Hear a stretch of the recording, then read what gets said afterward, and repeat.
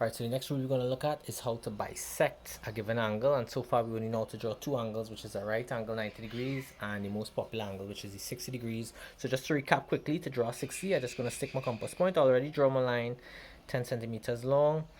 I'm just making two arcs. That's my first arc. Wherever it cut the line, I'm sticking it in there.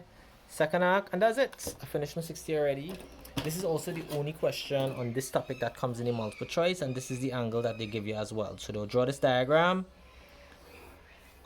and be like, what angle draw there? And to be a 60-degree angle.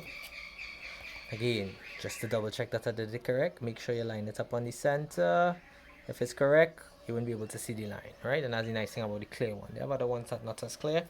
So that's my 60-degree angle. If I want a 30-degree angle, that means I want to split this. Now, they have different ways to do this, but just to keep in line with what we would have used so far, we would have had, when we bisect something, you get a 90 degrees and you cut it in half. We're going to use the same rule, but we're not doing it for a flat line. We're doing it for a diagonal angle now, but it's the same rule. If I want to bisect something, I mark off the two endpoints. That's what I want to bisect this time, the distance from here to here. And all I'm doing is sticking my compass at one end, about 3/4 the distance, whatever the distance is.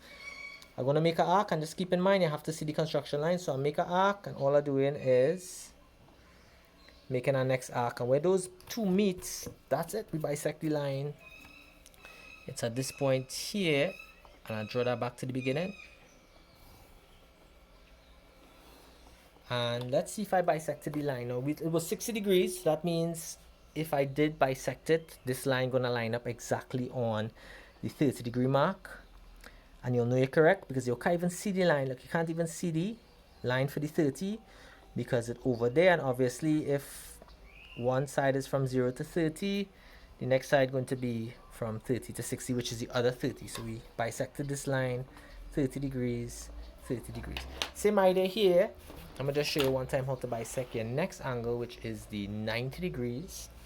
Same idea here. Let me just sketch back a 90 fast to show you how we sketch a 90 and how fast we could get the 90. So I want to make sure if it's at point X, that a 90 degree at X. So I'm going to create something where that's going to end up being in the middle. So I'm going to make a half a circle. Right? It takes a little while to get accustomed to moving it. You just hold the tip and glide it. So this is what I want to split. I make a half a circle and I want to split the ends of my half a circle so that the middle, the 90 degrees, is going to end up on the X. If I do it correctly, and just like before, 3/4 length, you realize we're using this 3 times to bisect a line, to form a 90, and to bisect an angle. Stick it on the next end. And again, when you put the dot, sometimes the dot leaves a little indentation, making it easier for the compass point to stick. And just drawing that up there from the X going all the way up.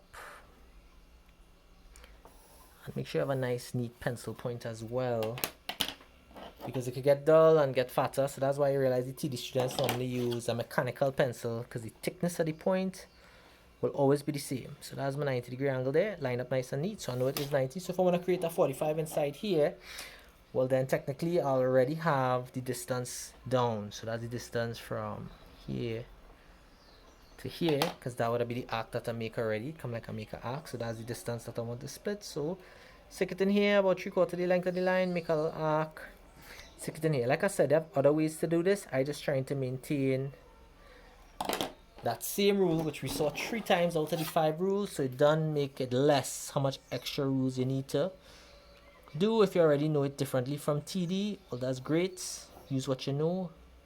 But you realize we still get the same answer. So I bisected that angle, and again, if it is correct, this should line up on 45. And it is lining up on 45, because between 40 and 50, we have 45. If I wanted a 135, then this side is 135, because 90 plus the 45, 135. So that's how they do it sometimes as well. So that's how we get the 90 split into 45 degrees, 45 degrees.